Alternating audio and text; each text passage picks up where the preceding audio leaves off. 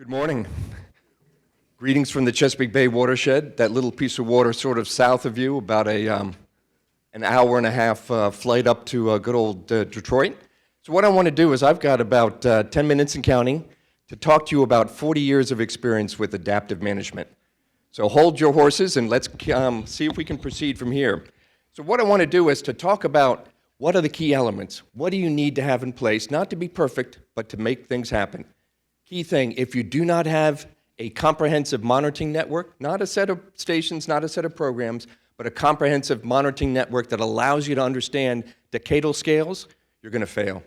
Absolutely, not just in the Chesapeake, but from examples across the country and around the world. You've got to have that in place. We can talk about what that means as well. The second piece is you've got to have integrated models. Not that tell you what the answer is, but you've got to adapt. You've got to be able to have your managers at local, state, federal, interstate asking what-if questions. What if we did this? How certain are we to have that happen, et cetera?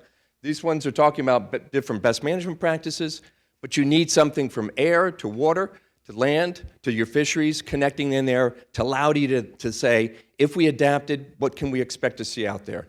Are we seeing what we anticipated, that given growth, given climate change, et cetera, out there? That's a key element as well. Number three, here's two lines of best management practices. One of the most difficult things that I did in my career was actually to set up to be able to track for 75,000 mainly family farms, from hundreds of stormwater efforts out there, from a whole host of others, tracking of best management practices. To understand not only what's out there, but verifying that they're in place, that they're working.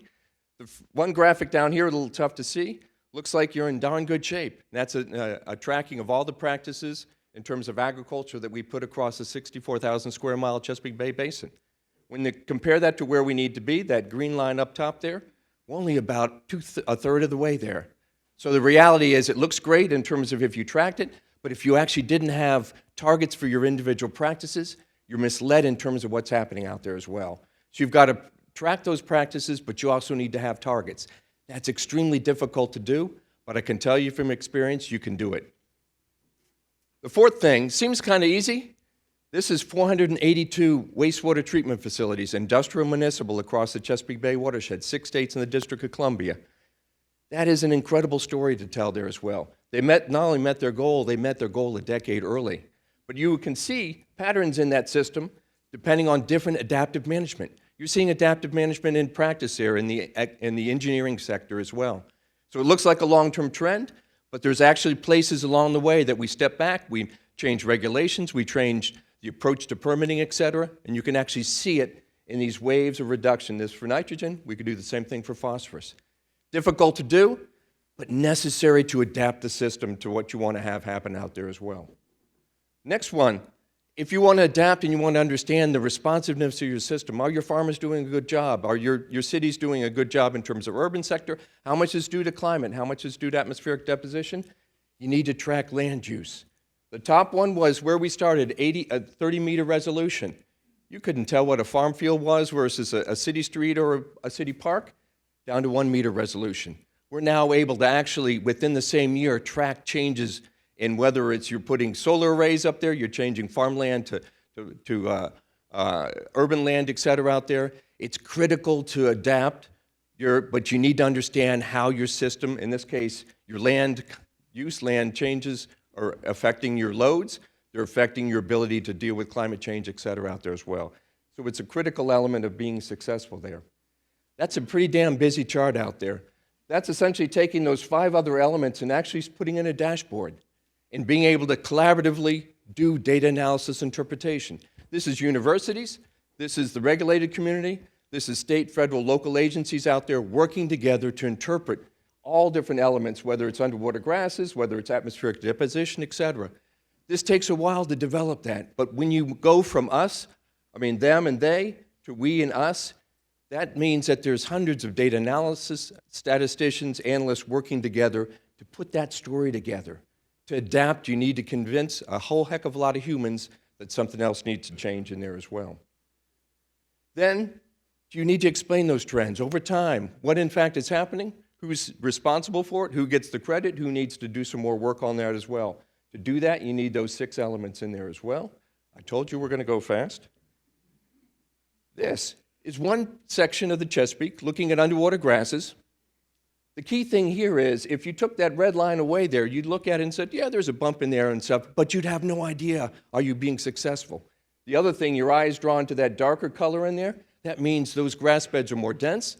They have more species. Like us humans, the more diversity in those species, the better and healthier that system is. We can tell an entire story along that. In fact, we've done that for every part of the Chesapeake. Why? Because you have monitoring data, you have water quality information, you have land use information, you have scientists working with resource managers to tell that story. But you see a bump off there, large hurricane, we need to adapt. Adaptive management means you've got to have these long time series of folks working together to tell stories, to understand, to change human behavior. It's in every element of our ecosystem that you need to take a look at. And then finally, we humans, from the dawn of time, we like to understand and see stories. You've got to talk to the public. You and I, if I gave you a couple minutes, you could actually tell a good Chesapeake Bay story from our report card, because you know what an A means versus a D. You know what the trends are. From Tampa Bay, if it was red, it was bad. If it was green, it's good. We need to tell simple stories because for folks to adapt, whether it's scientists in their thinking or politicians at the state, federal, local level, people that are making land use decisions out there, they want to understand simply what's happening there, but they need to also understand a story. And then finally, probably one of the most difficult things along the way is, and that is, okay, you can adapt, you can have information, but what's that trigger for public policy to change, to people to change local laws, to change permit limits, et cetera? You almost have to build in triggers of saying, hey, listen, the system is not changing the way we need to. What's happening? So 2 examples. The top one is looking at crab harvest. I know you guys don't have crabs here, but come down to the Chesapeake. They are good. You're going to have to call people hun, which is what we do up in Baltimore. Would you like some more crabs, hun? Then you're going to come down here. You're going to order a beer as well. But believe it or not, state legislators got together with Bay scientists and said, hey, listen, we need a population of females. Sorry, you males, you're only good for one thing. We watch females. And then there's a threshold underneath that. By putting those 2 lines, all of a sudden, they changed how they managed. They changed how they adapted.